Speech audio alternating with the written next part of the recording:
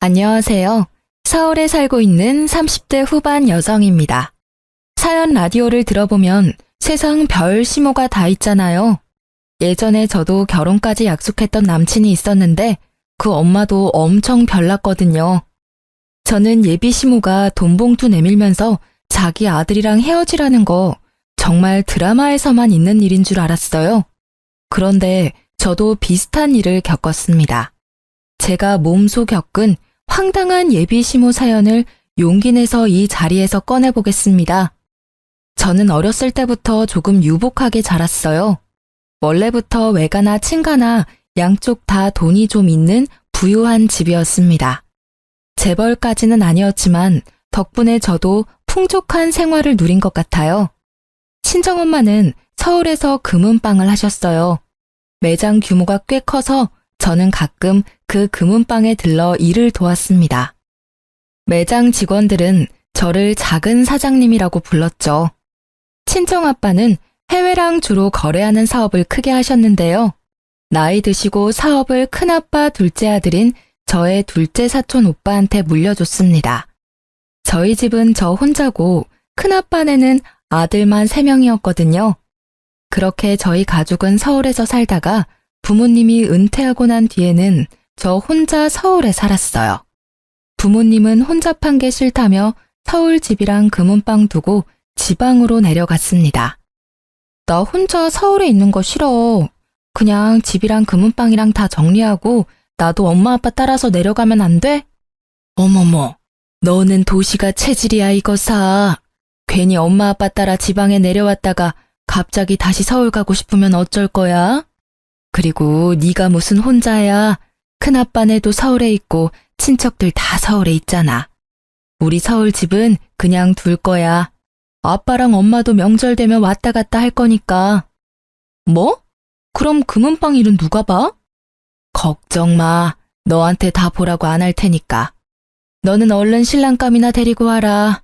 아니면 엄마가 선자리 알아볼 거야. 공기 꽉 찼는데 언제까지 엄마 아빠랑 있을래? 난 결혼하기 싫어. 그냥 지금처럼 이렇게 엄마 아빠랑 살면 안 돼? 딸아, 부탁인데 제발 그런 징그러운 소리 하지 마라. 치, 엄마도 좋으면서. 말로는 싫다 하면서 제가 막상 지방에 내려가면 부모님은 되게 반가워했습니다. 그런 부모님을 보러 저는 조금 자주 지방에 내려갔습니다. 서울 살 때는 동네에서 저희 집이 현금이 많은 집이라 소문나 있었습니다. 아무래도 갑자기 지방으로 이사 왔으니 그곳에서는 저희 집이 잘 사는지 아님 못 사는지 그런 걸 아는 사람이 주변에 없었어요. 그래서 저희 가족도 딱히 잘 사는 집이라 겉으로 티를 내지도 않았습니다. 그리고 사실 저는 그때 당시만 해도 재벌가 사람들과 돈 많은 집을 하도 많이 봐서 저희 집이 평범한 수준이라 생각했습니다. 그런데 지방에서 사귄 남친을 보고 저희 집이 잘 사는 편이라는 걸 깨달았죠. 부모님 따라갔던 지방에서 남자친구를 사귀게 된 저는 그때 서울보다 지방에 있는 시간이 더 많아졌습니다. 남자친구를 만나기 전에는요. 지방 집에 내려오면 부모님은 골프장이나 등산을 자주 가셔서 혼자 보내는 시간이 많았어요. 제가 서울에서는 전시회나 공연을 많이 보러 다녔는데 지방에서는 딱히 갈 곳이 없어서 근처 도서관을 자주 갔어요. 그때 남친을 도서관에서 처음 만났습니다. 전문직에서 종사하던 제 남자친구는 20대 후반의 한의사가 되고 싶어서 한의대를 다시 입학한 사람이었어요. 들어보니 남친 집은 그리 잘 사는 집이 아니라서 남친이 전문직으로 벌었던 돈으로 한의사라는 새로운 꿈을 꾸고 있었습니다. 그때 저에겐 그 사람의 모든 것이 충격이었습니다. 부모님이나 누구의 도움 없이 혼자 대학 공부를 끝내고 전문직에 종사한 것도 대단했지만요. 거기서 만족하지 않고 그렇게 본인이 번 돈과 또 시간을 투자해서 다시 대학에 입학하고 한의사를 준비하고 있다는 게 제게는 너무나 센세이션한 일이었죠. 그런 남자친구를 저는 옆에서 많이 챙겼습니다. 저와 비슷한 나이대이지만 저와는 전혀 다른 인생을 살고 있는 남친에게 엄청 끌렸거든요. 남자친구는 돈을 아낀다고 굶을 때도 많았고 시간이 아깝다며 굶을 때도 있었어요. 하지만 저는 그걸 절대 두고 볼 수 없어서 도시락도 많이 싸줬고 밥도 많이 사줬어요. 자기, 내가 밥은 꼭 챙겨 먹어야 한다고 그랬지? 벌써 시간이 이렇게 된 줄 몰랐네. 진짜 자기 몸 그렇게 혹사시키지 마. 세상에서 제일 비싼 게 건강한 몸이야. 건강 다 잃고 한의사 되면 환자들은 누가 봐? 알겠어. 미안해. 앞으로는 밥 잘 챙겨 먹을게. 근데 내가 굶으면 너가 찾아와 주니까 얼굴도 보고 좋잖아. 그렇긴 해. 있잖아, 영서야. 응? 나 한의사 되면 우리 바로 결혼하자. 뭐? 에이, 오빠. 갑자기 밥 먹다가 무슨. 한의사 되면 바로 프로포즈 할 거야. 그러니까 어디 도망가면 안 돼. 알았지? 내가 지금은 비록 좀 남루하고 가진 것 없어도 꼭 너 사모님 소리 듣게 할 거야. 그게 지금 내 원동력이기도 해. 오빠, 나 사모님 소리는 안 들어도 돼. 그냥 난 오빠만 있으면 돼. 솔직히 너 작년에 처음 만났을 때 나 많이 지친 상태였거든? 멘탈이 무너져서 막바지에 포기할까 싶었어. 근데 너 만나고부터 더 공부가 잘 되더라. 나 너 덕분에 여기까지 온 거야. 우리 엄마도 나 몰라라 하는데 너는 매번 나한테 밥은 먹었냐, 잠은 잤냐. 그렇게 물어봐줘서 얼마나 고마웠는지 몰라. 네 그 따뜻한 마음 아니었으면 아마 나 벌써 무너졌을 거야. 왜 나 눈물이 나지? 오빠, 괜히 나까지 눈물 나게 왜 울어. 내가 어디를 도망가. 나 갈 곳 없어. 남친은 이미 저와의 결혼을 생각하고 있었어요. 하고 싶은 일에 있어서 진취적인 남자친구는 남들이 보기에 정말 단단한 사람이었는데요. 제가 보기엔 멘탈이 너무 약해서 응원이 많이 필요한 사람이었어요. 남친의 엄마는 금전적인 도움이나 따뜻한 말 한마디 해주지 않는 분이었죠. 그래서 남자친구는 한의사 준비하면서 제게 더 많이 의지했었습니다. 그러던 어느 날 예비시모가 아들 챙겨줘서 고맙다고 감사 인사를 하고 싶다며 제게 전화로 만나자 하더군요. 그땐 남친을 통해 미리 들었던 게 아니라 당황스러웠지만 부르시니 급하게 인사하러 나갔어요. 아이고, 말로만 듣던 영서 씨네. 이렇게 직접 만나니까 너무 좋다. 내가 아들이랑 같은 지역에 살아도 거리가 떨어져서 살다 보니 많이 신경을 못 썼어요. 그런데 영서 씨가 있어서 얼마나 든든했는지 몰라. 아, 네. 저도 어머님 이렇게 뵙게 돼서 좋아요.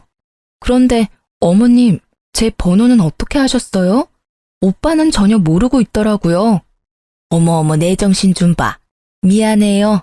내가 너무 궁금해서 아들 휴대폰에서 영서 씨 번호 슬쩍 했어요.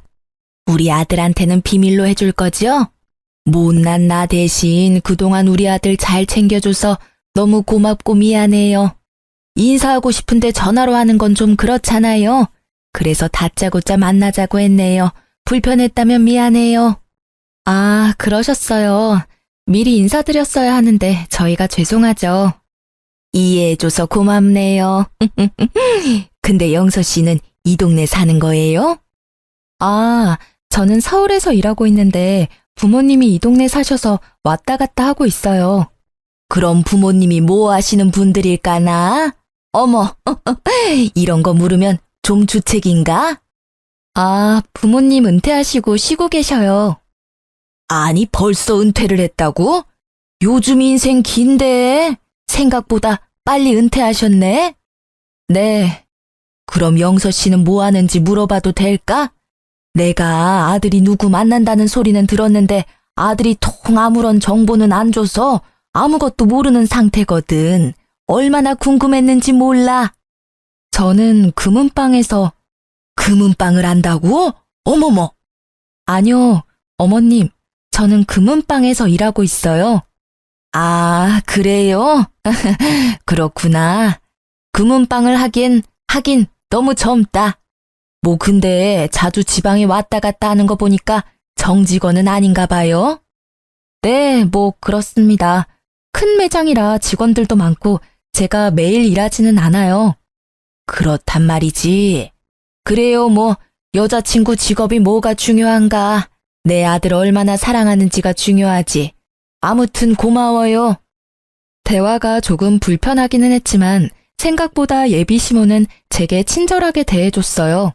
그런데 예비 신랑이 한의사가 되고부터 친절했던 예비 시모는 180도 돌변하더군요. 여보세요? 나예요. 내 번호 저장 안 했어요? 아, 네, 어머님 안녕하셨어요. 좀 만나죠. 내가 기니 할 말도 있고. 모레 점심 가능해요? 네, 어머님, 모레 가능합니다. 그럼 주소 보내놓을 테니까 늦지 말고 11시까지 와요. 네, 알겠습니다. 아참, 그리고 내 아들한테는 여전히 비밀로 하는 거 알죠? 네? 굳이 이러쿵 저러쿵 다 말하지 마요. 그렇게 안 해도 내가 나중에 영서 씨 만났다고 얘기할 테니까. 아, 네, 알겠습니다. 엄청 더운 여름이었는데 밥을 같이 먹자고 부른 예비 시모는 저를 칼국수 집에 데리고 갔어요. 맛집이라 그런지 더운데도 줄이 꽤 길었어요.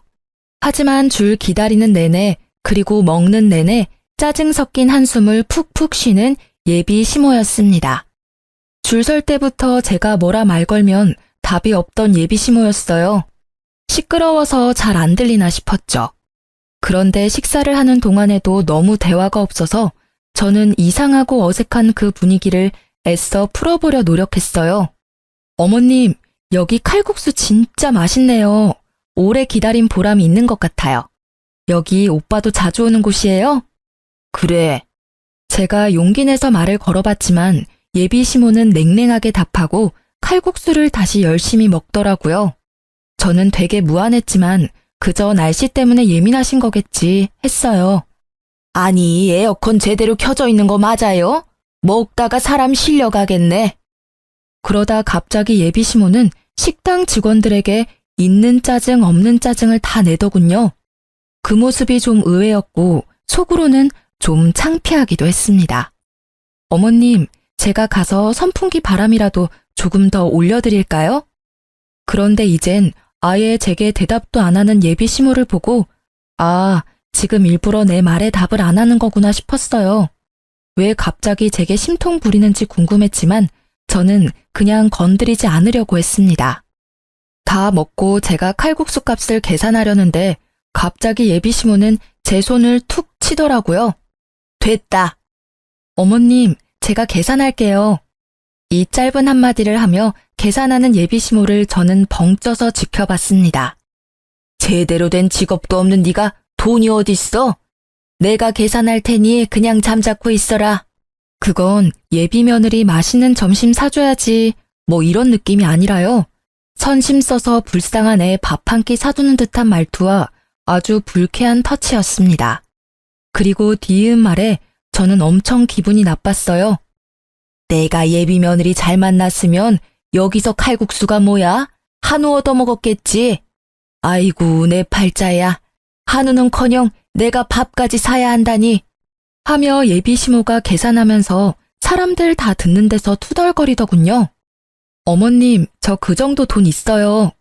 으이그 꼴에 자존심 부리기는. 네? 어머님 하실 말씀 있대서 왔는데 아무런 말도 안 하시고 계속 짜증만 내시니 저로서는 이해가 정말 안 되거든요. 뭐? 이해가 안 가냐? 때론 침묵이 답이다. 내 행동들이 다 말해주고 있는데 눈치가 정말 더럽게 없구나. 저는 순간 너무 어이가 없어서 그 자리에서 더 따지고 싶었습니다. 하지만 제가 사랑하는 사람 엄마고 또 한참 어른이라 참았습니다. 대신 예비 신랑에게 바로 물었어요. 자기야, 솔직히 말해봐. 혹시 어머님이 나 마음에 안 들어 하셔? 뭐? 엄마가 자기한테 벌써 말한 거야? 그렇게 내가 말하지 말랬는데, 아이씨.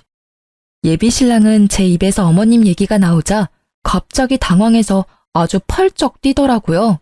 제가 모르는 뭔가가 있긴 있구나 싶었어요. 어? 기어코 엄마가 너한테 말한 거야? 아, 내가 그렇게 너 상처 주지 말라고 말했는데. 영서야, 난 선 볼 생각 없어. 에? 무슨 말이야 그게? 내가 왜 상처받아? 그리고 선이라니? 엄마한테 다 들은 거 아니야? 어머님 만나기는 했지. 좀 보자고 밥 사주신다 해서 나갔더니 나 앞에 두고 투명인간 취급하시더라. 계산할 때 돼서 퉁명스럽게 하는 말이 제대로 된 직업도 없는 내가 돈이 어딨니? 돈도 없는데 계산 본인이 하신다고. 미안해 용서야. 내가 뭐라 할 말이 없다. 한 가지 찝찝하고 이상한 건 말이야. 사실 나 예전에도 어머님이 한번 만나자 했어. 근데 그때는 분명 내가 마음에 들은 눈치셨어. 근데 이젠 날 마음에 안 들어하는 느낌이 들더라. 갑자기 날 미워하는 것 같아서 당황스러워. 게다가 왜 내가 돈이 없다는 식으로 말씀하셨는지 그것도 이해가 안 가.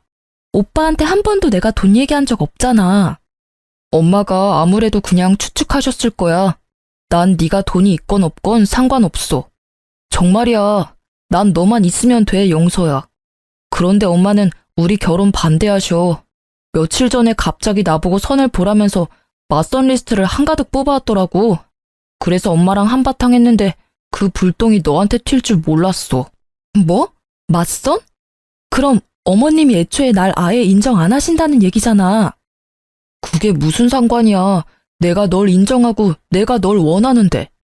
아니 오빠, 난 누가 반대하는 결혼 같은 거 절대 안 하고 싶어. 내가 아무리 오빠 좋아한데도 싫어. 그래서 어머님이 나 불러서 그렇게 모질게 구신 거구나. 근데 순서가 틀렸다. 아직 오빠가 나 데리고 결혼한다고 정식으로 인사드린 것도 아니잖아. 솔직히 나 기분 엄청 안 좋아. 처음 저희 둘 만나는 걸 알 때는 우호적이던 예비시모가 예비신랑이 한의사가 되자마자 태도를 돌변했기에 저는 더더욱 마음이 상했습니다. 예비신랑은 자기가 대신 미안하다며 엄청 사과하며 저를 붙잡더군요. 나랑 헤어지기라도 하겠다는 거야? 집안에서 허락 안 해주면 그럴 수밖에 없지. 제발 용서야. 난 너 없으면 못 살아. 내가 우리 엄마 마음 다시 돌려놓을게. 어? 오빠가 어머님 마음 돌려놓은다 해도 이미 미운털 박힌 거 어떻게 잘 지내겠어. 난 못해. 그리고 나도 나 미워하는 사람한테 억지로 웃으면서 잘하는 거 못해. 넌 아무것도 하지 마. 걱정도 하지 말고 노력도 하지 마. 내가 다 할게.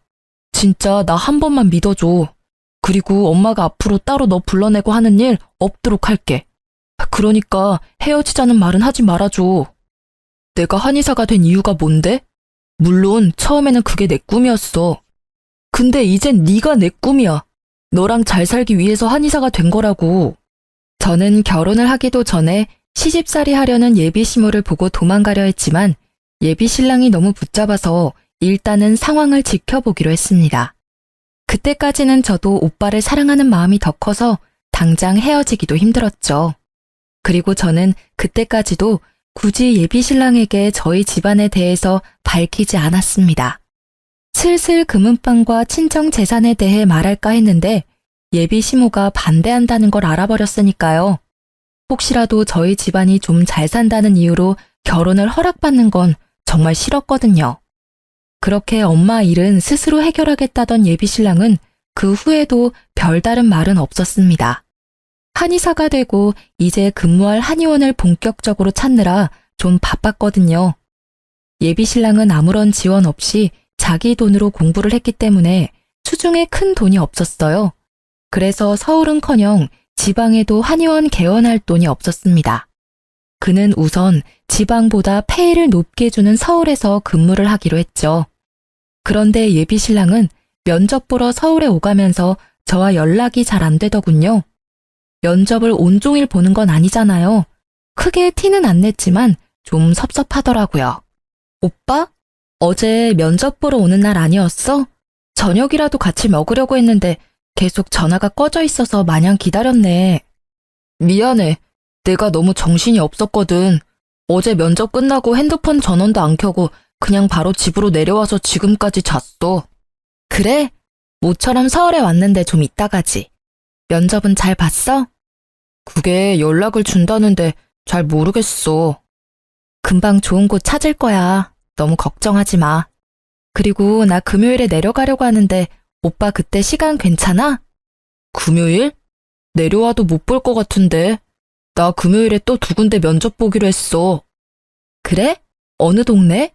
아니, 어느 한의원인데 내가 일 끝나면 오빠 데리러 갈게.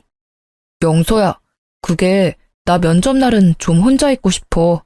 머릿속도 복잡하고 예민한 상태라 이해하지? 무슨 말인지 알겠어. 그래도 연락 안 되면 걱정되니까 면접 보고 문자라도 꼭 남겨줘. 그래, 고마워. 저는 아무리 지방에 부모님 계신다 해도 남친을 보러 지방에 내려가는 날이 더 많았어요. 그런데 예비 신랑은 서울 올 때마다 통 저에게 연락을 하지 않으니 서운했습니다. 하지만 지금이 한창 바쁘고 예민할 때겠지 생각하고 이해해보려 했습니다. 그런데 아주 뜻밖의 장소에서 예비 신랑을 마주치고 말았습니다. 바로 맞선의 장인 호텔 카페에서요. 사실 저희 큰아빠가 서울에서 호텔을 몇 개 운영하고 계세요. 그중 가장 큰 호텔에서 사촌오빠랑 식사를 하고 커피를 마시러 내려왔는데 글쎄 면접 본다던 예비 신랑이 낯선 여자랑 떡하니 앉아있더군요. 오빠, 영소야, 네가 여기 웬일이야? 제가 모습을 드러내기 전까지는 하하호호하며 서로 미소를 짓고 있더니 제가 다가가 인사를 하니 글쎄 뭐라고 하는지 아세요? 커피 마시러 왔지. 근데 넌 그냥 커피 마시러 온 건 아니구나. 도대체 어떤 한의원이 면접을 호텔 카페에서 보는데? 아시는 분이에요? 그게, 이쪽은 제 친한 동생이에요. 뭐? 친한 동생? 아, 그러시구나. 안녕하세요. 아니요. 저 그냥 친한 동생 아니고 이 남자랑 결혼할 사이예요. 그쪽은 누구세요? 네? 저는 이분이랑 선보러 나온 건데요. 그러니까 나한텐 그동안 면접 본다고 속여놓고 서울 와서 맞선 보고 있었나 봐. 오빠, 이 상황 처음 아니지? 영소야, 내 말 좀 먼저 들어봐, 응? 아니 저기요. 여자친구가 있으면서 선보러 나오셨어요? 기가 막혀서 진짜. 집안 뭐 볼 거 없어도 직업은 한의사의 성격 진국이라 해서 믿고 나왔는데 이게 도대체 무슨 경우죠? 저 먼저 가보겠습니다. 저 그게 아니라요. 잠깐만 기다려보세요. 아이씨, 가버렸네. 오빠, 지금 내 앞에서 그게 할 말이야? 뭐 붙잡아서 내가 오해라도 풀어줘? 맞선을 봐도 좀 동년배랑 보던가. 그런 것도 아니고, 진짜 자존심 상해. 자기가 엄마를 설득하고 해결하겠다던 예비신랑은 저 몰래 맞선을 보고 있었던 거죠. 정말 있는 정 없는 정 다 떨어지더라고요. 이 한심한 인간을 제 짝이라고 생각해 만나온 시간들이 너무 아깝게 느껴졌습니다. 게다가 맞선 본 여자는 저와 예비신랑보다 적어도 5살 이상, 아니 그것보다 훨씬 더 나이 들어 보였습니다. 그래서 더 자존심 상하고 어이가 없었어요. 예쁘고 나이 어린 좋은 신부감들은 말이야 다 이미 짝이 있고 나 같은 놈 만나줄 리가 없어. 개천에서 용났다 해도 여전히 우리 집은 그저 그런 집안이니까. 그래서 나이 좀 있다 해도 직업 괜찮은 골드미스 위주로 만나보고 있어. 야, 뭐 어쩌라고. 구구절절 말하지 마. 나랑 헤어지고 맞선을 보던가. 이거 경우가 없어도 너무 없는 거 아니야? 영서야, 나 너랑 헤어질 생각 없어. 아직은. 뭐? 아직은? 너 진짜 미쳤구나. 아무리 생각해도 난 넌데 현실은 그게 아니니까. 서로 비슷한 사람들끼리 만나면 미래에 뭐가 더 있겠어. 좀 나은 사람들끼리 만나야 더 나은 삶을 사는 거지. 아직까지 나 잘된 사람이 없어서 그런 사람 나타나면 너랑 조용히 헤어져 주려 했어. 이렇게 안 좋은 꼴 보일 줄은 몰랐다. 미안해. 꼴값을 떨고 있다. 너 무슨 드라마 찍어? 무슨 되도 않는 소리를 눈물까지 짜내면서 말해? 그냥 내 뒤통수 칠 기회만 노리고 있었던 거네. 나 바로 버리기엔 너랑 결혼할 마땅한 여자가 안 나타나서 불안했나 봐. 그런 거 아니야. 너무 몰아붙이지 마. 난 여전히 너 사랑하고 있어. 게다가 엄마가 애써서 잡은 약속들 그냥 무시하기엔 내가 너무 효자라서. 가짜는 그놈의 말을 더 이상 듣기 싫어서 그놈 정강이를 시원하게 걷어찼어요. 아프잖아. 아프라고 한 거야. 그럼 뭐 내가 울면서 너 붙잡기라도 할 줄 알았냐? 영서야, 제발. 사람 일 어떻게 될지 모르잖아. 영서야, 너 뭐하냐? 저 사람은 누군데 싸우고 있어? 아, 오빠. 예비 신랑과 신랑이를 하고 있는데 뒤늦게 내려온 사촌 오빠가 말을 걸자 예비 신랑의 눈이 희번뜩해지더군요. 뭐? 오빠? 야, 김영서, 너야말로 저 사람 누구야? 그래, 나 같은 놈 만나겠다고 굳이 서울에서 지방 왔다 갔다 하는 거 애초에 이상했어. 너도 실은 결혼할 사람은 따로 찾고 있었지? 난 그것도 모르고 죄책감 엄청 느꼈다고. 뭐라는 거야? 뭐 눈에는 뭐만 보인다고. 정신 차려. 내가 너 같은 놈인 줄 알아? 내가 진짜 너 여기서 당장 머리털이라도 다 뽑고 싶은데 우리 오빠 때문에 참는다. 우리 오빠? 저기요, 얘랑 얼마나 됐어요? 얘 나랑 결혼할 사이거든요? 저기요, 뭔 상황인지는 모르겠지만 남의 호텔에서 소란 피우지 마세요. 당신이 뭐 이 호텔 주인이라도 돼요? 주인은 아니지만 뭐 곧 주인 될 사람이죠. 영소야, 이 사람 뭔데 너한테 소리를 질러대? 저런 찌질한 사람과 결혼할 사이라니. 아니지? 우리 아빠 알면 너 난리 난다. 오빠도 저런 인간한테는 우리 호텔 식장 못 내줘. 스토커 뭐 그런 거냐? 내가 경찰에 신고해줘? 아니야 오빠, 냅둬. 저러다 말 거야. 나 먼저 갈게 오빠. 나 계속 있으면 더 시끄러워지겠다. 그러니까 둘이 무슨 사이냐고. 얘가 내 사촌 동생인데 뭐 문제 있어요? 사촌이라고요? 그럼 이 호텔은? 우리 큰아빠 호텔이야 여기. 쪽팔리게 하필 왜 여기서 맞선을. 됐다. 다 끝났는데 뭘 더 얘기해. 제발 두 번 다신 보지 말자. 예비 신랑은 그렇게 얼이 빠진 상태로 호텔 경비원들에게 끌려 나갔습니다. 진짜 신고하지 마. 오빠. 더 귀찮게 굴면 내가 신고할게. 그리고 내가 얼마 전까지 만나던 사람 맞아. 어휴, 잘 정리해라. 어쩌다 그런 놈을. 그러게. 저는 사촌 오빠 앞에서 너무 창피했어요. 한편으로는 큰아빠한테 이 모습을 안 들켜서 다행이라 생각했고요. 아니 그런데 그놈은 쫓겨나서 그대로 간 줄 알았는데 낯짝도 두껍게 호텔 앞을 서성이며 저를 붙잡으려 하더군요. 영서야, 그러니까 여기가 큰아빠 호텔이라는 거지? 검색해보니까 여기 호텔 말고도 여러 군데 있던데 그게 전부 다 너희 큰아버지 호텔이야? 네가 뭔 상관인데요? 그럼 나 더 이상 맞선 안 봐도 돼. 너희 집이 아니더라도 너희 큰 집이라도 잘 살면 우리 엄마 분명 오케이 하실 거야. 아, 어디서 개가 짖나. 너 보던 맞선 계속 봐. 다 알게 된 이상 내가 왜 널 만나주겠어. 용서야, 나 정도면 괜찮지. 나 이제 한의사야. 그래, 한의사면 얼른 일할 한의원이나 구해. 너 지금 백수나 다름없거든? 우리 아빠가 예비사위 한의사 됐다고 한의원 개원해주려고 마음먹으신 분이야. 너 주제에 나 만나는 거 하늘에 감사했어야지. 근데 뒤에서 뒤통수나 치고. 큰아빠 잘 사신다니까 다시 잘해보자고? 아니 들켰으면 미안해하기라도 하던가. 이게 무슨 뻔뻔함이야? 아버님이 무슨 돈이 있어서? 혹시 아버님도 부자셔? 내 생각보다 너네 집 잘 사는 거야?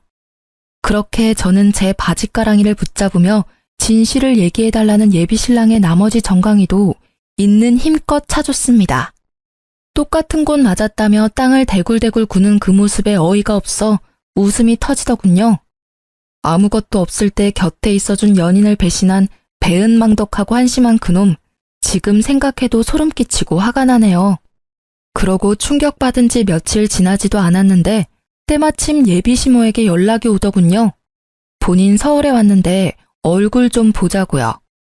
몰래 맞선 보다가 들켜서 헤어졌단 걸 예비신랑에게 듣지도 못한 모양이었어요. 여전히 기분 나쁘게 제게 다짜고짜 준비하고 나오라는 예비시모였습니다. 저는 이제 결혼이고 뭐고 다 엎어진 마당에 그 아줌마가 뭐라고 하는지나 들어보려 했어요. 굳이 들어볼 필요도 없었지만 그때는 그게 제 마지막 자존심이었거든요. 서울에 카페가 수십, 아니 수백 개일 텐데 굳이 너는 비싼 호텔 카페에서 만나자 하니? 진짜 하나부터 열까지가 마음에 안 들어. 돈 아깝게. 에이그, 커피는 네가 사라. 저는 호텔 커피밖에 안 마셔서요. 어머, 네가 호텔 커피밖에 안 마신다고? 한 잔에 15,000원이나 하는데? 어이구, 잘도 그러겠다. 지나가던 개가 웃겠다. 저 왜 보자고 하셨는데요? 내가 보자 했으면 예상했을 거 아니야? 모르겠는데요. 너 저번에 내가 만났을 때 눈치 못 챘냐? 내가 너 싫어하는 거 말이다. 저는 오빠랑 결혼하고 싶은데 제 어떤 점이 싫으신 거예요? 저 어머님이 반대하는 이유가 궁금해요. 이유가 궁금해? 그걸 꼭 다 말해줘야 알아먹니? 너도 참 진짜 눈치가 더럽게도 없구나. 그럼 툭 까놓고 말해보마. 내 아들 한의사야. 이제 급이 높아진 내 아들 서울의 이런 비싼 호텔에서 비싼 호텔에서 결혼해야 하는데 너 그럴 돈 있니? 그 정도 수준이 되겠냐 이 말이야. 아, 오빠 아직 한의원 면접 보러 다니는 거 아니었어요? 오빠도 가진 돈 없을 텐데요? 모르는 소리. 내 아들은 미래에 쥔 돈이 많지. 애초에 저는 큰아빠가 호텔 운영해서 예식장은 돈 안 내고 결혼 선물로 받기로 했었습니다. 그래서 그딴 건 다 상관없었는데 굳이 예비 시모에게 티를 내지 않았어요. 하도 어이가 없어서 터져나오려는 웃음을 겨우 참으며 말했죠. 저는 반반 부담은 가능해요. 반반? 어디 반반 타령이야. 어림도 없다. 비싼 한의사 남편 맞이하려면 호텔 예식장이며 뷔페며 결혼 비용은 네가 전부 다 부담해야지. 결국 진짜 돈 때문에 저는 그 집에서 부정당하고 있었던 거예요. 저는 예비 시모의 못된 심보를 더 이상 참아주기 싫었습니다. 왜 제가 그렇게 해야 해요? 아니, 둘이 사랑한다는데 왜 상관없는 사람이 중간에 껴서 조건을 거세요? 아니, 이게 어디 연성을 높여? 얼굴 반반한 거 말고는 볼 거 하나 없는 미련 곰탱이야. 누굴 탓하겠니? 뭘 믿고 내 아들한테 잘해줬냐? 내 아들이 왜 널 책임져야 해? 이 멍청하고 바보 같은 게 돌려 말해도 알아듣질 못하고. 난 얘기 다 끝났다. 너 결혼식 비용이랑 혼수 네가 다 부담 못하지? 그럴 돈 쥐뿔도 없지? 내 아들이랑 당장 헤어져. 내 아들 매주 금요일마다 서울 와서 선보는 거 너 몰랐지? 내 아들은 이미 너한테 맘 떠난 것 같다. 그러니 미련 갖지 마. 아, 그래서 쥐뿔도 없는 아들을 돈 많은 늙은 여자들이랑 맞선 보게 하셨어요? 너 어떻게 알았냐? 이미 알고 있던 거야? 너도 참 독하다. 알면서도 못 헤어지겠다는 거야? 행여라도 구질구질하게 매달리지 마라. 내 아들 앞길 막지 마. 큰 소리 치던 예비 시모는 곧 얄밉게 비웃으며 제게 돈봉투 비슷한 걸 내밀더라고요. 이게 뭐죠? 봉투 내미니까 눈 커지는 거 봐라. 에휴, 이래서 급이 맞아야 해. 너 어디 가서 그런 티 내지 말아라. 정말 없어 보여. 백화점 상품권이다. 네? 백화점 상품권은 왜요? 3장이야. 그거 받고 내 아들 다시는 만나지 마라. 여러분, 아니 돈 몇백도 아니고 하다못해 현금 몇십도 아니고 백화점 상품권 고작 30만 원 주면서 헤어지라는 상황이 너무 웃기지 않나요? 저는 그만 웃음을 못 참고 빵 터져버렸습니다.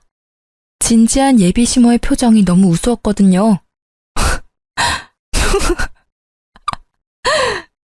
뭘 그렇게 웃냐? 아니, 세상에 헤어지라면서 상품권 내미는 건 뭐예요? 저 이런 황당하게 웃긴 경우 처음 봐요. 저는 일부러 크게 비웃었고 제 목소리에 호텔 카페에 있던 사람들의 웃음도 하나 둘 터졌습니다. 그러자 얼굴이 벌겋게 타오른 예비 시모는 제게 남은 커피를 뿌리려고 하더군요. 이게 정말 경우도 모르고 못 베어먹은 티내냐? 저는 그런 예비 시모 팔목을 잡고 세탁 비용 감당할 수 있냐고 물었어요. 어머님, 돈 있어요? 지금 내민 30만 원 상품권으로는 지금 제가 입고 있는 옷들 그리고 가방 절대 못 사요. 돈 있으면 뿌리고 없으면 그냥 계시죠? 참나, 그까짓 것 얼마나 한다고? 내가 세탁비 줄게. 어허, 건방지게 굴어놓고 이 정도도 예상 못했어? 예비 시모는 통쾌하다는 듯 웃으며 제게 커피를 그냥 뿌려버리더군요. 네, 좋아요. 이렇게 나오신다 이거죠? 저는 오케이 하며 곧바로 경찰에 신고했습니다. 신고하면 내가 무서워할 줄 알고? 어머, 괜찮으세요? 사장님께 전화드릴까요? 멀리서 잠자코 지켜보던 호텔 직원은 고맙게도 달려와 제게 괜찮냐며 얼굴에 튄 커피 먼저 닦아줬어요. 평소에 제가 잘 아는 직원이었죠. 아니요, 절대 전화하지 말아주세요. 미안해요. 이거 치우려면 고생이겠어요. 이 아줌마한테 꼭 변상하라 하세요. 네, 알겠습니다. 위에서 쉬고 계시면 갈아입을 옷 가져다 드릴게요. 직원들이 여럿 제게 몰리자 예비 시모는 어리둥절해 하더군요. 아니 저기요. 사장이랑 얘랑 도대체 뭔 사이인데 전화를 해줘요? 옷은 또 왜 준비해주고? 다 호텔 서비스예요? 네? 이분이 사장님 조카분이시니까요. 뭐라고요? 얘가 여기 호텔 조카라고요? 왜요? 이제 어머님 며느리감으로 탐나요? 그럴 리가 없지. 아가씨, 그 말이 진짜예요? 저 오빠 사무실에 올라가 있을게요. 이 아줌마 더 소란 피우면 큰아빠 말고 그냥 오빠한테만 말해주시겠어요? 큰아빠가 알면 저 엄청 혼나요. 제가 경찰에는 신고해뒀어요.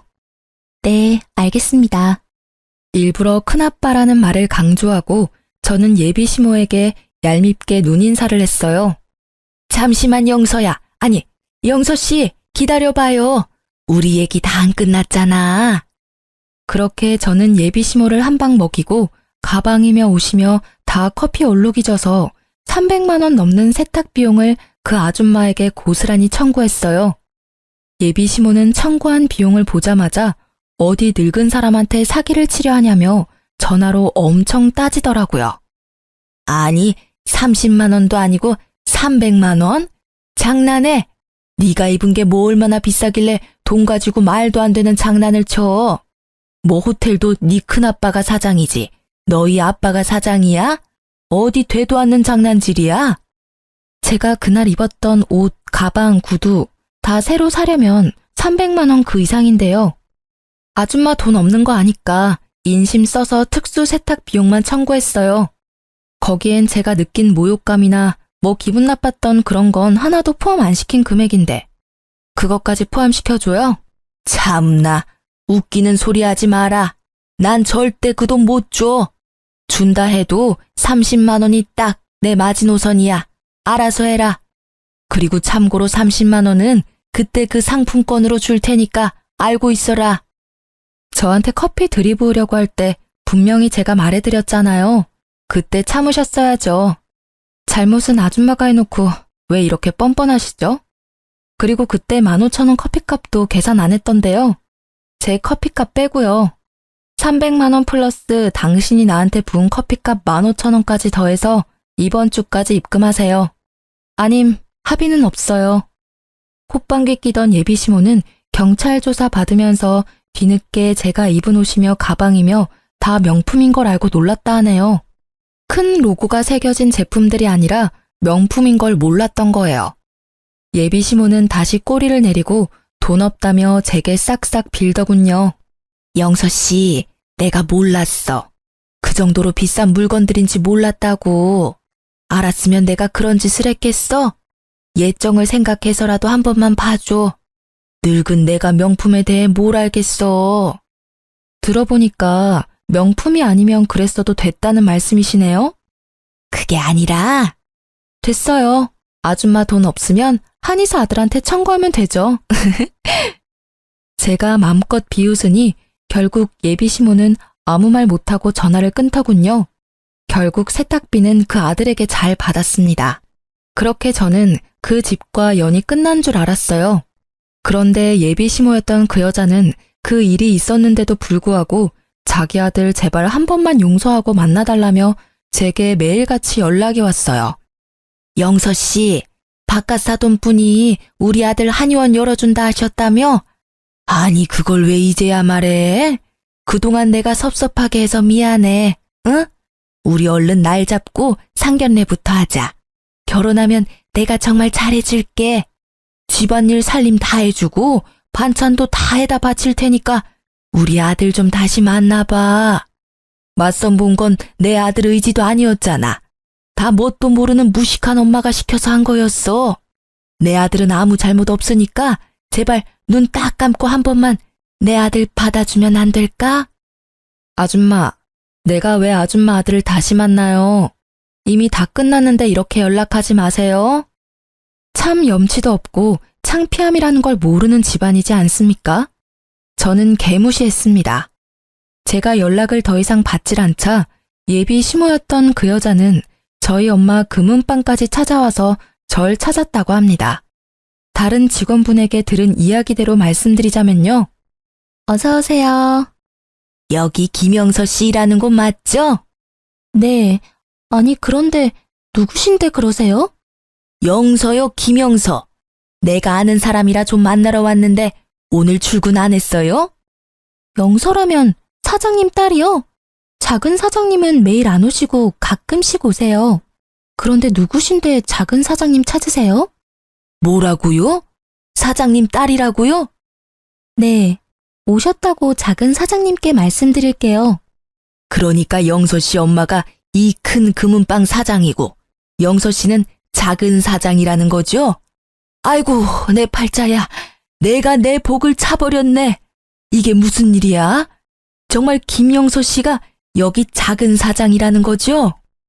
결국 제가 그 금은방 사장 딸이며 작은 사장이라는 걸 알게 된 그 아줌마는 2번 개거품 물었다 합니다. 금은방 앞을 계속 맴돌며 가슴을 치며 후회했다는 얘기를 듣고 10년 묵은 채증이 내려가는 듯 아주 속이 시원하더군요.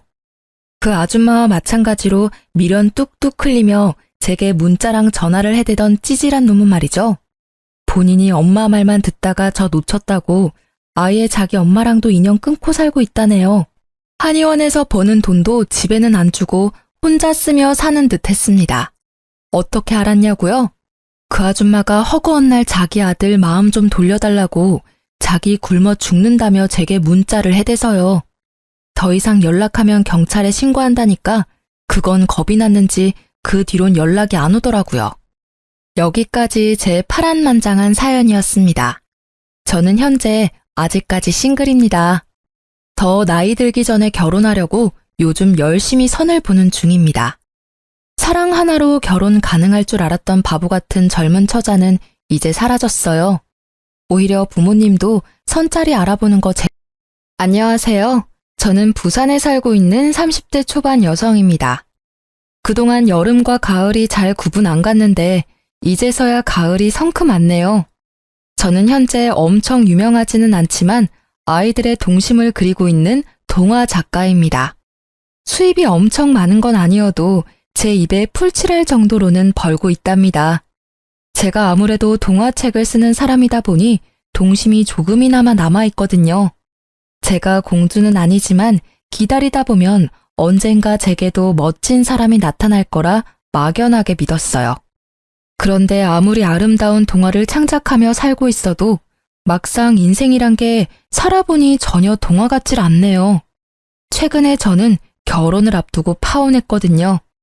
어쩌면 제가 너무 연애를 안 하고 동화 속 세상에서만 살고 있으니 정신 차리고 사람 보는 눈 키우라고 하늘에서 내려준 시련이 아닐까도 싶네요. 여러분들께서 제 이야기를 듣고 같이 공감해 주신다면 저에게는 오늘 큰 위로가 될 것 같습니다. 저희 집은 소문난 딸부잣집이에요. 아쉽게도 제가 가장 예쁜 셋째 딸은 아니고요. 세자매 중 저는 둘째로 태어났습니다. 자매들끼리 나이 차이가 별로 안 나면 네 물건 내 물건 하며 많이 싸운다더라고요. 그런데 저희 집 세자매는 아무래도 각자 나이 터울이 조금씩 있어서 그런지 사이가 매우 좋았어요. 어린 시절에는 항상 언니가 제게 양보하고 저는 동생에게 양보하고 동생은 또 언니에게 양보했어요. 아마 그래서 싸울 일도 크게 없었나 봐요. 친정 부모님은 딸 부자만이 아니라 일찍이 땅 투자를 많이 해서 소위 말하는 알부자세요. 저희 자매는 딱히 부모님 땅에 대해서 누가 나중에 어디를 상속받겠다 뭐 이런 생각은 하지도 않고 살았는데요. 세상에, 제 남편이 될 뻔한 남자가 그렇게 그 땅들의 오지랖을 부리고 눈독을 들였습니다. 타고난 예비신랑은 다름 아닌 저희 아빠 건물에서 새들어 일식당을 운영하는 사람이었습니다. 그와 처음 만난 건 몇 년 전이었어요. 저희 아빠가 갑자기 일이 생겨서 건물 세입자들에게 줄 명절 선물을 언니와 제가 대신 돌리고 있었어요. 그때 처음 예비신랑의 존재를 알았죠. 그 남자는 안 그래도 서글서글한 인상이었는데 웃기도 잘 웃어서 엄청 호감상이었습니다. 속으로 저 사람 괜찮다 생각하고 있었는데 친정아빠도 바른 청년이라 칭찬하는 남자였죠. 그 이후로 한동안 잊고 지내다 세입자 음식 팔아주는 겸 가족 외식이라며 아빠가 그 가게에 온 가족을 데리고 갔습니다. 나왔어요, 황 사장. 사장님, 사모님 오셨어요? 오늘은 가족분들이랑 오셨으니까 제가 더 특별히 맛있게 해드릴게요. 황 사장님 잘 지냈어요? 얼굴이 더 훤해졌네. 감사합니다. 덕분에 이렇게 잘 지내고 있습니다. 에헤이, 황 사장 솜씨야. 당연히 뭐 대충 해도 다 일품 요리지. 여기가 우리 건물의 자랑이자 이 동네 유일한 일식 맛집이잖아. 황 사장님, 내가 많이 애정합니다. 아차차, 여기는 내 딸들이야. 다 예쁘지? 네, 저번에 한번 인사 나눴어요. 안녕하셨어요? 아, 어머님을 닮아서인가? 따님들이 진짜 다 미인이세요. 황 사장님이 마음에도 없는 소리 잘하네. 얘는 나 닮은 게 아니라 누가 봐도 우리 남편 닮았지. 두 분 다 골고루 닮았어요. 그럼 오늘 예약 손님이 별로 없어서 편한 자리에 앉아 계세요. 저희만 들어가서 준비해 볼게요. 늘 드시던 세트로 맞으시죠? 맞아요. 잘 부탁해요. 엄마 아빠는 넉살이 좋은 그 남자를 아주 꿀 떨어지는 눈빛으로 바라봤어요. 아유, 황 사장 저 친구 여자친구 없으면 딱 내 사윗감인데 말이야. 여보, 주책 그만 떨고 밥이나 먹읍시다. 아니, 황 사장 말이야. 여기 상가 사람들이 다 사윗감으로 눈독 들이고 있어. 젊은데 패기 넘치고 인성도 나무랄 데 없거든. 그래요? 아유, 우리 막내 애기는 너무 어리고 첫째는 임자했고 남아있는 건 딱 둘째뿐이네. 엄마 아빠 왜 그래요? 주방까지 다 들리겠어요. 첫째 언니는 결혼하고 셋째 막내는 연애 알아서 잘하고 둘째인 저만 항상 연애를 잘 못하니까 부모님이 트는 안 내도 조바심이 나셨나 봐요. 식사하는 내내 저 들으라고 부모님은 연신 황 사장이라는 사람을 칭찬했습니다. 어쩐지 저는 세뇌당하는 기분도 들었죠. 저 사람이 그렇게 좋은 사람인가? 호기심도 생겼어요. 그렇게 저희 가족이 맛있게 식사를 마치고 집으로 돌아가려는데 갑자기 그 황 사장이라는 남자가 저를 붙잡고 말했습니다. 식사는 맛있게 하셨어요? 네, 엄청 맛있게 먹었어요. 다행이네요. 여기 제 명함입니다. 또 놀러오세요. 그때 남자는 자기 명함을 세 자매 중에 제게만 내밀었어요. 작은 명함 뒤에는 그의 번호와 꼭 한번 연락 달라는 말이 적혀 있었습니다. 예전에 명절 선물 돌렸던 그날 제게 첫눈에 반했다는 고백이 적혀 있더라고요. 일식집 사장은 그 뒤로도 저를 몇 번 봤는데 제가 건물주 딸이라 함부로 말을 못 걸었다고 하더라고요. 저는 그때 마침 만나는 사람이 없어서 언니와 동생은 더 적극적으로 제 새로운 연애를 바랬습니다. 뭐야. 사장님 왜 우리 언니만 명함 줬어요?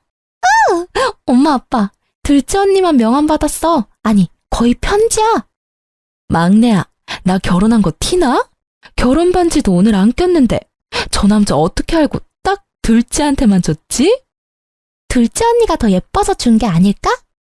언제는 첫째 언니가 제일 예쁘다며. 너 그새 변심했냐? 요즘에는 둘째 언니가 더 예뻐. 언니, 연락할 거지? 몰라, 생각해 봐야지. 야, 뭘 더 생각해? 엄마 아빠가 칭찬하는 거 못 들었어? 칭찬에 인색한 우리 한 여사님 강 사장님이 그렇게 입이 마르도록 식사하는 내내 칭찬한 거면 엄청 괜찮은 남자 같은데? 그런가?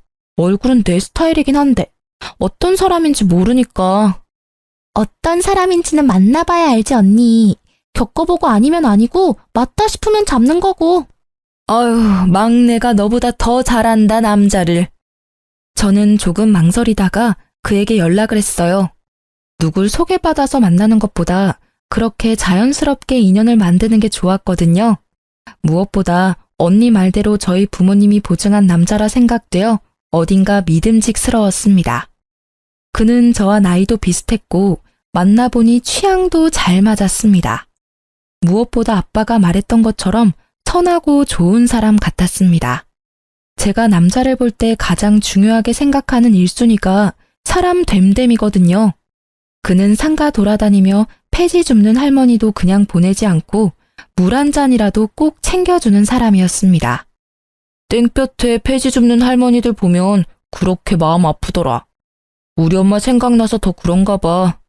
예전에 나 어렸을 때 아빠 갑자기 돌아가시고 엄마가 잠깐 폐지 주우러 다닌 적이 있거든.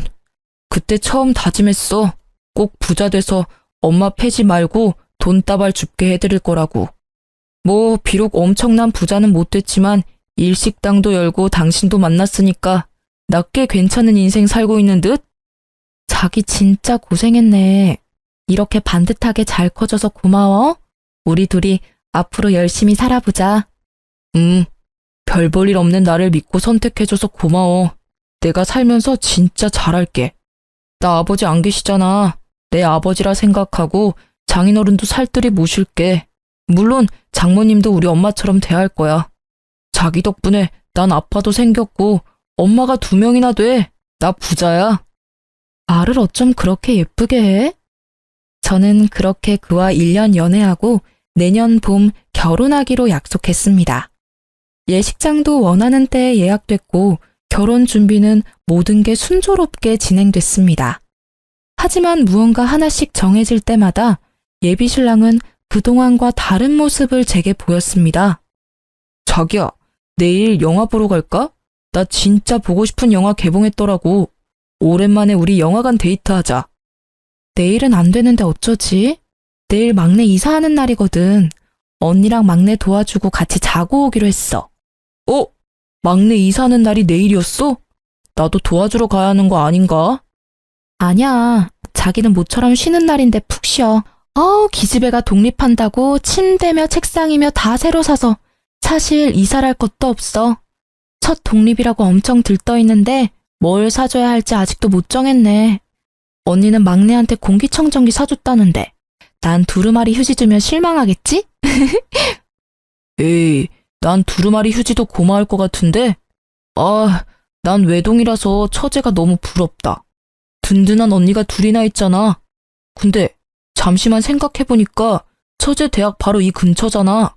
집 나가면 돈 엄청 드는데 갑자기 왜 독립하는 거야? 몰라. 대학생 때 꼭 해보고 싶은 로망이래. 뭐 월세는 안 내도 되니까 알바해서 생활비는 자기가 벌겠다네. 처제 참 쓸데없이 사서 고생이네. 바로 본가가 코앞인데 자취한다고 전세 대출 받은 거야?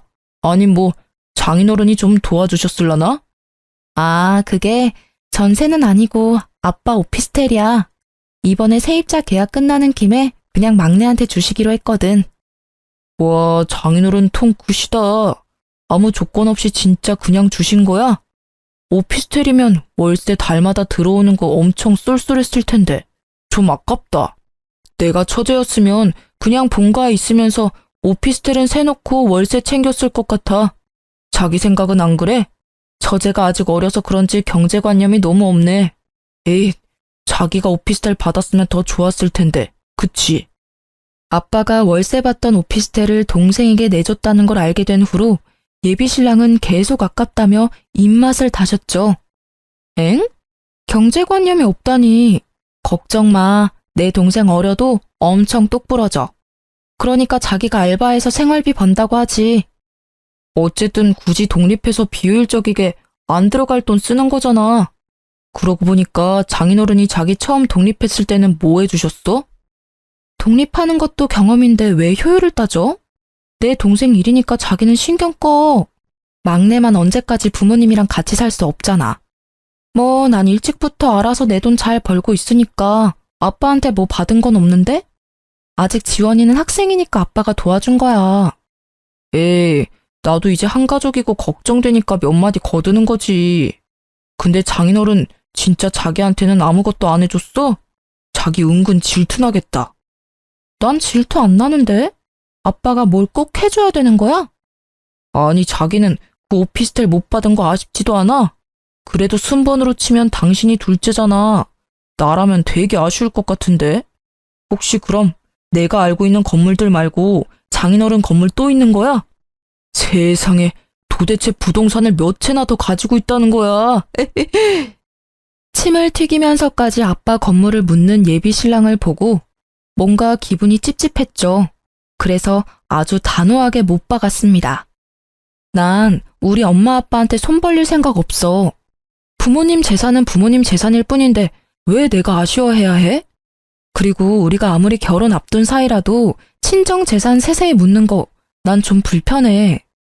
에휴, 알겠어. 그만 물어볼게. 근데 이건 진짜 알아둬야 하니까 딱 하나만. 뭔데? 처형이 결혼할 때는 장인어른이 뭐 해주셨어? 우리는 따로 뭘 해주신다는 말이 아직까지 없으니까 나 좀 기대도 되고 좀 궁금하네. 저는 이미 좀 짜증이 난 상태였는데 거기다 또 눈치 없이 예비 신랑은 제게 저렇게 덧붙이더라고요. 듣다 보니 이 사람이 저랑 결혼을 하고 싶은 건지 저희 아빠 재산을 받고 싶은 건지 좀 그렇더라고요. 뭐? 잠시만. 자기 혹시 뭘 기대하고 있는 거야? 우리 아빠 우리한테 뭐 안 줄 거야. 아니 반반 결혼하기로 해놓고 왜 갑자기 우리 아빠한테 기대를 해? 제가 듣다 못해 발끈하자 오히려 예비 신랑은 억울해하며 제게 화를 내더군요. 너 자꾸 아까부터 왜 이렇게 까칠해? 나 가진 거 없다고 지금 무시하는 거지? 그래, 나 가진 거 쥐뿔 없어. 당신은 돈 많은 부모님이랑 사이좋은 자매들까지 있으니 매사 다 여유롭겠지. 근데 난 아니야. 솔직히 말이야, 장인어른 능력도 있으면서 우리 결혼은 신경도 안 쓰시는 거 나 좀 서운해. 자기만 내놓은 딸이야? 뭐? 난 지금 이 상황이 이해가 안 된다. 우리가 지금 아빠 도움을 받아야 할 형편이야? 나도 일을 하고 멀쩡히 당신도 일을 하고 있는데 우리가 뭐가 부족해서. 자기야, 내가 장인어른한테 당장 뭐 돈이라도 보태달랬어? 난 뭐 그냥 그런 기대감도 가지면 안 돼? 우리가 부족하다는 게 아니라 말하지 않아도 돈 많은 장인어른이 뭐 하나 해줄 법도 하잖아. 아유, 됐다. 그만 얘기하자. 그래, 그만 얘기하자 제발. 내가 오해하는 건지 모르겠는데 지금 자기 말하는 거 들어보면 꼭 나 좋아서 결혼하는 게 아니라 우리 아빠 재산 보고 결혼하는 사람 같아. 에이씨, 뭔 말을 못해. 그렇게 저희는 연애하면서 처음으로 대판 싸웠습니다. 어떻게 보면 별거 아닌 것 같지만 친정 사이를 이간질하는 듯한 그의 태도와 아빠의 재산을 눈독 들이는 것처럼 보여서 한순간에 신뢰감과 정이 뚝 떨어지더라고요. 결혼 앞두고 많이들 싸운다는데 그게 제 얘기는 아닐 줄 알았습니다. 사람 무조건 사계절 겪어봐야 한다는데 제가 너무 오만했나 봐요. 겨우 사계절로 그 사람을 다 아는 줄 알았어요. 그 사람에게서 제가 몰랐었던 모습들이 나오자 이 결혼하는 게 맞나? 바로 주춤하게 되더라고요. 저와 연락이 일주일 넘게 안 되자 예비 신랑은 먼저 찾아와 자기가 경솔했다고 사과하더군요. 자기야, 내가 좀 시건방졌던 것 같아. 진짜 맹세코 장인어른한테 뭘 바랬던 건 아니야. 장인어른 재산을 욕심낸 게 아니라 자기가 너무 착하니까 혹시라도 둘째라서 손해보는 게 있지 않을까 하는 생각이 문득 들더라. 자기도 알다시피 내가 형제도 없고 아버지도 안 계시잖아. 그런 내가 우애를 어떻게 알겠어. 장인어른의 깊은 뜻과 사랑을 감히 내가 뭘 알겠어. 내가 너무 생각이 짧았고 경솔했어. 함부로 말해서 미안해. 정말 잘못했어. 저는 여전히 혼란스러웠지만 일단은 예비 신랑의 사과를 받아줬습니다. 아직까지 식장도 입금 날짜가 남아있었고 마음만 먹으면 돌이킬 수 있는 기회는 있었어요. 다만 혹시라도 제가 결혼 앞두고 예민해져서 모든 걸 부정적으로 바라본 건 아니었을까 싶어 스스로를 점검할 시간이 필요했습니다. 저는 한 번 더 예비 신랑의 행동을 지켜보기로 했죠. 그런데 예비 신랑은 저와 그 싸움 이후로 어딘가 많이 조급해 보였습니다. 저희 결혼식은 내년 예정이었는데 난데없이 올해 꼭 결혼을 해야 한다고 하더군요. 자기야, 우리 결혼 날짜 말이야. 아무래도 내년은 너무 늦은 것 같아. 응? 다 정해졌는데 그게 갑자기 무슨 소리야. 사실은 엄마가 얼마 전에 점집을 갔거든? 근데 자기랑 나랑 올해 꼭 결혼을 해야 이혼수도 없고 앞으로 쭉 평생 잘 살 거래. 그런 말까지 들었는데 가만히 있기엔 엄마도 나도 너무 찜찜해서. 그래서? 아니, 아직 나 드레스도 못 맞췄고 식장 결제는 하지도 않았는데? 자기야, 우리가 당장 결혼식 하고 싶다 해서 바로 할 수 있는 상황이 아니야. 게다가 점쟁이가 말한 걸 어떻게 100% 신뢰해? 자기야, 일단 들어봐봐. 결혼식은 내년 예정대로 하는 거야. 근데 일단 혼인신고는 바로 해야 돼. 그건 간단해서 지금 당장 가도 할 수 있어. 그럼 우린 결혼식만 내년에 하는 거고 점쟁이 말대로 결혼은 올해 하는 거잖아. 어때? 괜찮은 생각이지? 어? 정말 별거 없으니까 부담 갖지 마. 싫은데? 난 그렇게 하기 싫어. 왜 싫은데? 자기야, 결혼하는 게 애들 장난이야? 알지도 못하는 점쟁이 말 듣고 바로 혼인신고부터 하자고 말하면 어떤 여자가 그러자 하겠어. 아, 그냥 좀 내 말대로 해주면 안 돼? 안 돼. 진짜 정 떨어지게 왜 그래? 무작정 생각도 안 해보고 바로 안 된다 말하지 마. 우리 어차피 내년에 결혼할 거잖아. 그 사실이 달라져? 아니잖아. 근데 뭐가 문제야? 혼인신고 먼저 한다고 달라질 거 전혀 없어. 자기가 자꾸 그런 식으로 나오니까 나랑 결혼하기 싫어 보여. 그런 거야? 글쎄, 난 미리 하는 혼인신고가 싫다니까? 한쪽이 싫다는데 왜 밀어붙이려 해? 무슨 대답이 듣고 싶어? 결혼하기 싫다는 게 아니라 혼인신고가 싫다잖아. 난 결혼식 올리고 제때하고 싶어. 왜 싫어? 아니, 왜 미루는 건데? 문제 될 것도 없고 순서만 살짝 바꾸는 거잖아. 자기 진짜 저번부터 왜 이렇게 날 비참하고 서운하게 만드는 거야? 나 지금 나 혼자 잘 살아보겠다고 이러는 거 아니잖아. 우리 결혼 생활 위해서 내가 이러는 거잖아. 아님, 우리 엄마 말은 무시하는 건가? 어머님 말을 무시하는 게 아니라 엄연히 말하자면 점쟁이 말을 무시하는 거지. 그리고 자기야, 나 진짜 솔직히 말할게. 우리 지금 결혼 앞두고 계속 삐그덕거리는 것도 솔직히 이게 맞나 싶거든? 내가 싫다는데 억지로라도 혼인신고를 미리 하고 싶어? 아, 알겠어. 이번엔 내가 양보할게. 근데 원래 커플들 결혼 전에 많이들 싸운대. 자기 마음 내가 모르는 거 아니야. 나도 결혼 당사자인데 비슷한 마음이야. 그런데 이럴 때일수록 우리가 마음을 합쳐야 해. 제발 흔들리지 말자, 어? 내가 괜히 점쟁이 말 꺼내서 미안해.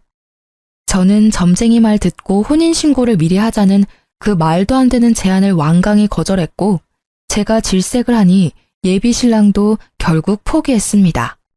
나중에 그게 정말 제 인생에서 가장 잘한 일이었다는 걸 깨닫고 제가 얼마나 안도했는지 모릅니다. 처음 그놈과 싸운 것도 제 여동생 관련된 일이었는데 파혼까지 갔던 이유도 같은 이유였습니다. 제 막내 동생은 사실 저와 언니가 어릴 때 저희 부모님이 입양한 천사였습니다. 옛날부터 부모님은 정기적으로 보육원에 기부를 했습니다. 그런데 이상하게 그 해에는 엄마가 직접 보육원에 가보고 싶다 해서 온 가족이 보육원에 봉사활동을 갔습니다. 그때 언니와 저는 갑자기 우리 집 막내라며 저보다 7살 적은 여자애를 데려오셨어요. 그렇게 저희 집에 천사가 찾아왔죠. 세월이 세월인지라 저희 가족들은 모두 막내 동생을 입양했다는 사실을 아주 잊고 있었습니다. 막내 여동생 또한 어릴 때 입양되었던 기억을 잊고 살 만큼 저희 가족은 그냥 어떤 수식어 없이 아주 평범하디 평범한 한 가족으로 살아왔습니다. 예비 신랑에게도 막내 입양 사실을 전혀 비밀로 해야 할 사항은 아니었어요. 단지 저희 가족이 모두 기억 못했을 뿐이죠. 그런데 그 기억을 다시 상기시켜준 건 다름 아닌 예비 신랑이었습니다. 본가에서 가져왔던 제 어릴 때 앨범들을 예비 신랑이랑 함께 보고 있었거든요. 자기는 아기 때랑 진짜 똑같이 생겼어. 어쩜 이렇게 한결같이 귀엽고 예뻐? 그거 우리 언니인데? 처형이라고? 뭐야. 지금 내가 보고 있었던 아기가 다 처형이었네. 미안해.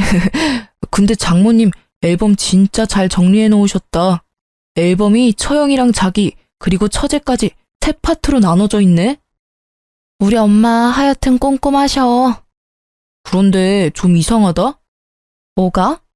각자 태어났을 때부터 시간별로 정리하신 것 같은데 왜 처제는 갓난아기 때 사진이 없지? 그럴 리가. 엥? 진짜 없네? 뭐지? 저는 한참을 생각하다가 순간 동생을 입양했다는 사실이 머릿속에서 번뜩였습니다. 아, 맞다. 와, 나 완전 잊고 있었어. 뭐를? 내 동생 말이야. 어렸을 때 우리 집에 천사로 왔어. 엄마 뱃속으로 안 오고 날아서 우리 품에 왔어. 그래서 아기 때 사진 없는 거야. 처제 입양했다는 말이야? 응, 맞아. 그 중요한 일을 정말 잊었다고? 혹시 일부러 숨긴 건 아니야? 나한테 책 잡힐까봐 숨긴 거면 좀 실망인데? 약간은 정색하는 예비 신랑의 표정을 보고 무척이나 당황스러웠습니다. 숨기다니, 그걸 뭐하러 숨겼겠어? 진짜 나도 가족들도 잊고 있었어. 다 어릴 때 일이고 시간도 많이 지났으니까. 책 잡힐까봐라니 말이 좀 듣기 그렇다. 어쨌든 다행이다. 뭐가 다행이야? 아니야, 내가 또 모르는 사실은 없지? 응, 없어. 근데 진짜 장모님이랑 장인어른 존경스러워. 딸이 이미 2명이나 있었는데 1명 더 데리고 온 거잖아. 너무 감동이다. 제가 변명 아닌 변명을 하자 예비 신랑은 굳었던 얼굴을 풀고 엄청 신난 듯 다행이라며 웃더군요. 내심 반응이 이상하다 생각 들었지만 이내 부모님을 칭찬하는 말에 저는 또 바보같이 사람 잘 골랐다 착각했어요. 솔직히 입양가족 편견 가지고 바라보는 시선들 가끔 있거든요. 오히려 아무렇지 않아 하는 예비 신랑에게 고마웠습니다.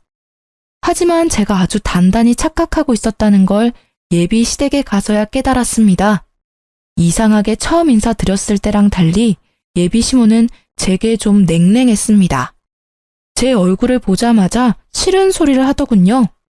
에휴, 진정이 넉넉하면 뭐하냐. 아주 쓸데없이 딸이 셋이나 있어서는. 둘째인 네가 뭐 제대로 물려받을 거라도 있겠니? 첫째는 첫째라서 많이 받고 막내는 귀여워서 많이 받고 둘째는 어쩔 수 없이 어느 집에서나 찬밥이야. 아유, 속 터져. 내 아들 결혼하고 팔 잡힐 사주인데 이게 맞는 결혼인지 난 아직도 잘 모르겠다. 네? 예비 시모의 말을 듣고 너무 기가 막혔는데요. 예비 신랑이라는 놈은 곧바로 더 충격적인 언행을 이어나갔습니다. 엄마, 걱정하지 마. 이놈아, 걱정이 태산인데 뭘 걱정하지 마. 걱정하지 말라니까. 아들 능력 못 믿어? 아니, 자기가 첫째도 아니고 세자매 중 중간에 낀 애매한 둘째라서 엄마랑 내가 좀 많이 걱정했었거든. 엄마, 근데 진짜 아들 한번 믿어봐요. 이 결혼 정말 알짜배기 같아. 처형은 이미 결혼을 너무 잘해서 장인어른 장모님 재산 필요 없어 보이거든? 문제는 철부지 막내 처제였는데 말이지. 아니, 당연히 친딸도 아닌 막내 처제보다는 친딸인 이 사람한테 콩고물이 더 떨어질 거 아니야. 입양한 딸한테는 오피스텔 줬으니까 이 사람한테는 더 큰 거 줄걸요? 그렇지 자기야? 엄마, 어쩐지 셋째만 좀 없어 보이더라고요. 왜 진작 눈치 못 챘지? 아니, 셋째가 친딸이 아니라고? 세아가, 그게 정말이니? 어머, 진짜 너무 잘된 일이네. 그거 듣던 중 반가운 소리다, 야. 저는 예비 신랑의 말도 너무나 충격적이었는데요. 저희 집 사정을 듣고 너무 좋아라 하는 예비 시모의 행동도 충격이었습니다. 저는 한치의 고민도 없이 그놈의 따귀를 사정없이 날렸습니다. 할 수만 있다면 예비 시모의 입도 확 꿰매버리고 싶더라고요. 야, 너 지금 뭐라고 했어? 뚫린 입이라고 내뱉으면 다 말이야? 내 동생이 뭐가 어쩌고 어째? 야, 왜 난데없이 사람 뺨을 때려? 너 미쳤어? 아, 근데 이게 진짜 확. 아, 내가 여자는 안 때린다. 자기야, 결혼 앞두고 제발 나 자극 좀 그만해. 요즘 왜 그래 도대체? 그게 네 본색이었구나? 나 미쳤어. 눈 돌았어. 네가 사람이야? 아, 몰라봐서 미안하다. 사람 말 배운 짐승이었지? 얘, 뭐 잘못 먹었어? 아니 어디 감히 귀한 내 아들한테 손을 대? 그것도 시애미 앞에서. 어머님, 아니, 아줌마. 아줌마가 낳고 기른 짐승은 아줌마한테나 귀하겠죠. 나한테는 그냥 쓰레기 그 이하도 아니거든요? 뺨 한 대로 끝난 걸 고맙게 생각하세요. 저 따위로 키운 아들 어디 감히 나한테 장가 보내려고 했어요? 어림도 없지. 지금 당장 반품할게요. 아줌마나 저놈 평생 끼고 잘 사세요. 자기야, 너무 흥분했다. 지금 왜 이러는지 난 전혀 모르겠거든? 너 감히 내 소중한 막내 동생 네 더러운 주둥이에 올린 것부터 사과해. 당장 사과하라고. 와, 동화 작가라고 교양 있는 줄 알았더니 입에 걸레 물었어? 아니 왜 또 뭐가 뒤틀려서 그러는 건데. 너란 여자 진짜 비위 맞추기 어렵다. 미안해, 미안하다. 그렇게 동생이 소중한 줄 몰랐어.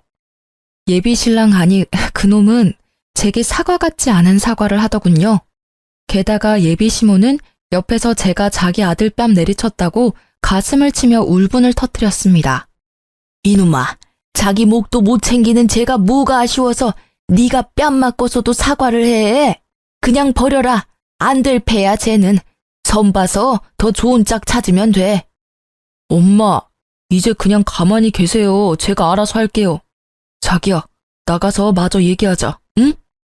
자기라 부르지 마, 소름 돋으니까. 너랑은 끝이야. 파혼이야. 추접스러운 꼴 다 보여주고 뭘 기대하니? 왜 그래? 내가 잘못했다니까? 자기야, 내가 잠시 미쳤었어. 결혼 준비하면서 스트레스를 너무 받았나 봐. 저를 때리기라도 할 것처럼 굴던 예비신랑은 갑자기 또 눈앞에 저희 아빠 건물이라도 아른거리는지 눈물까지 짜내며 매달리더라고요. 아유, 저 친정아빠 건물 좀 몇 채 있다고 콧대 높은 거 봐라. 아들, 네가 뭐가 아쉬워서 비냐니까? 엄마, 제발 좀 가만히 계시라고요. 장인어른 건물이 뭐 한두 개인 줄 알아? 결혼만 하면 나한테 떨어질 게 어마어마한데 왜 자꾸 끼어들어서 난리야? 어머, 그래? 아이고, 그랬구나. 예, 아가, 결혼 그거 별거 없다. 남자들 다 똑같아. 다 늑대고 다 속물이야. 그러니까 이번 딱 한 번만 눈 감고 없었던 일로 해다오. 결혼하면 내가 잘해주마. 살림도 네가 하기 싫으면 내가 도맡아 줄게, 응? 기분 풀어라. 그 엄마의 그 아들이라고 그 모자는 그냥 둘 다 이중인격 같았어요. 이랬다가 저랬다가 너무 황당했습니다. 제가 가는데 둘은 끝까지 제 바짓가랑이를 붙잡더라고요. 그놈과 더 이상 상종도 하기 싫어서 저는 전화번호부터 바로 바꿨습니다. 얼마 안 가 예식장 최종 입금 날짜가 다가왔고 저는 당연히 입금을 하지 않았어요. 예식장은 자동으로 취소됐고 나머지 다른 것들도 위약금을 조금씩 물더라도 전부 다 취소했습니다. 반반 결혼이라서 같이 모은 돈 중에 예비신랑의 돈 절반은 위약금 제하고 바로 입금했어요. 정말 하루빨리 저의 일상에서 예비신랑의 모든 흔적을 지우고 싶었습니다. 저는 부모님이 속상해하실 걸 알면서도 파혼 이유를 상세히 전부 털어놓았습니다. 제가 인연을 끊어도 여전히 그놈은 저희 아빠 건물에 새들어 있으니까요. 예비신랑은 아니나 다를까 제가 연락이 안 되니까 저희 부모님을 찾아왔어요. 장모님, 장인어른, 저 진짜 그런 의도가 아니었어요. 희진이가 제 말을 잘못 해석했어요. 저 너무 억울합니다. 두 분 다 저 너무 잘 아시잖아요. 저 못 믿으세요? 한 번 실수했다고 희진이가 멋대로 예식장 입금도 안 해서 취소됐어요. 다른 것도 줄줄이 상의도 없이 취소했더라고요. 저 정말 괴롭습니다. 예약이야 다른 날 다시 하면 돼요. 그런데 희진이가 저희 결혼을 파토 내려고 해요. 두 분이 좀 말려주세요. 네? 너무 잘 알지. 너 말고 내 딸을 잘 알지. 내 딸이 저렇게까지 화난 거면 넌 정말 고쳐먹을 수 없는 놈이라는 걸 스스로 증명한 거야. 어디 감히 내 딸을 모욕해? 장모님까지 왜 그러세요? 자네 무슨 낯짝으로 여기로 온 거야? 얻어맞기 전에 우리 눈앞에서 썩 꺼져. 구렁이 짓 하는데 나도 그만 깜빡 속을 뻔했네. 장인어른! 소름 돋으니까 장인어른이라고 부르지도 말어. 자네 가게 곧 재계약이라 내가 결혼 선물로 그 자리는 자네한테 주려고 했네만 이미 다 물 건너 갔네. 지복 지가 스스로 찬다고. 내 딸이랑 우리 마음은 떠났어. 사람 좋은 척 굴던 게 다 계획이었지? 가증스러워서 원. 에라이 퇴! 꺼져. 더 험한 꼴 당하기 전에. 예비 신랑은 아빠의 원래 계획을 듣고 정말 처음으로 크게 동요하더군요. 그동안은 악어의 눈물이었다면 이번엔 정말 자기 전부를 잃은 것처럼 목 놓아 울더군요. 잘못했습니다. 한 번만 봐주세요. 그놈이 잘못했다고 아무리 빌어봤자 아무것도 돌이킬 수 없었습니다. 제 막내 동생은 왜 갑자기 파혼을 하게 됐냐며 엄청 안타까워하고 궁금해했어요. 하지만 동생에게는 영원히 비밀로 하기로 했습니다. 그리고 그놈 가게 계약 종료날이 다가와서 제가 직접 가게 상태를 보러 간 날이었어요. 한껏 얼굴이 수척해진 놈은 제게 또 다정한 척, 사람 좋은 척 굴더라고요. 밥은 먹었냐부터 시작해서 요즘 봉사활동을 한다나 뭐라나 자기 근황 털어놓길래 저는 싸그리 무시했습니다. 이상 없네요. 보증금은 바로 입금해 놓을게요. 근데 왜 네가 왔어? 장인어른은? 저기요. 어디 장인어른이래. 말 조심하세요. 그리고 반말하지 말아요. 재수없으니까. 입이 많이 거칠어지셨네요. 죄송합니다. 그 호칭이 습관이 돼서요. 그런데 저 잠시 보증금 입금하지 말아주세요. 저 계약 연장하고 싶거든요. 보증금 조금 더 드릴게요. 염치 없지만 제가 아직은 다른 곳으로 갈 형편까지는 안 됩니다. 그동안의 정을 생각해서 사장님께 대신 말씀 좀 드려주시면 안 될까요? 싫은데요. 거절할게요. 이번 주 내로 아내 집기들 다 빼주세요. 저기요. 저 싫어하는 건 알지만요. 일단 사장님이랑 상의를 해보시고. 한때는 예비 신랑이었던 놈은 마지막까지 아주 구질구질했어요. 어떻게 그 일을 다 겪고서 저희 가족과 또 엮이려고 하는지. 그런데 그때 다른 세입자가 저를 건물주라고 부르니 글쎄 그놈 눈이 땡그레지더라고요. 이게 누구야? 새로운 건물주님이시네? 언니 잘 지냈어요? 결국 여기 네가 거의 관리하더만 너가 물려받았구나? 축하해. 너 건물주 됐으니까 내가 더 잘할게. 그러니까 앞으로도 착한 보증금과 월세 부탁드려요. 아, 뭐야? 황 사장님이랑 얘기 중이었어? 안녕하세요. 아, 예, 뭐. 이야기 끝나면 가게로 마카롱 먹으러 넘어와. 나 먼저 가서 커피 내리고 있을게. 언니, 금방 갈게요. 뭔 소리야 이게? 건물주라니? 네가? 그래서 내가 계속 싫다고 말했잖아. 난 너랑 재계약 안 할 거야. 자기야, 너 욕심이라고는 없는 줄 알고 내가 걱정 엄청 했는데 이런 계획이 있었어? 축하해. 와, 진짜 잘됐다. 내 영향도 있는 거지? 뭐라는 거야. 어떤 영향을 네가 줬을 거라 생각해? 그리고 네가 뭔데 축하를 해. 입금했으니까 딱 정리하고 잘 꺼지세요. 제발 두 번 다신 보지 맙시다. 자기라고 한 번만 더 부르면 스토커로 신고 확 해버릴 테니까 얌전히 가세요. 그렇게 저는 파혼을 성공적으로 했습니다. 그날 끝까지 따라오면서 제게 들이대서 카페 사장 언니가 창피도 모르냐고 쫓아냈습니다. 땅을 치며 후회하는 그놈 모습이 가관이었어요. 네, 그리고 저는 부모님 건물을 받을 생각이 전혀 없었는데요. 건물을 받게 된 이유는 아주 단순했습니다. 저를 세 자매 중 유독 더 예뻐하셔서가 아니라 그동안 아빠가 바쁘다는 이유로 자주 그 건물 관리를 제게 맡기셨거든요. 제가 저희 세 자매 중에서 가장 시간이 여유로운 프리랜서이니까 앞으로도 잘 부탁한다고 넘겨주셨어요. 아빠는 제가 뭐 달라고 바라지도 않고 부탁하면 그냥 묵묵히 들어줘서 고마웠다고 제가 그동안 무보수로 일한 값 이렇게 갚는다 하셨어요. 결국은 언니랑 동생이 건물을 받아도 저처럼 관리할 수 없으니까 제가 앞으로도 잘 관리하라는 엄마 아빠의 뜻이었습니다. 저는 차라리 그럴 거면 건물을 팔아서 언니랑 동생이랑 셋이 공평히 나누겠다고 했습니다. 그런데 지금 당장 그 자리를 팔기엔 앞으로 더 오를 가치가 있어서 가족 회의 끝에 팔지 않기로 했습니다. 지금 모든 걸 한번 돌이켜보면요.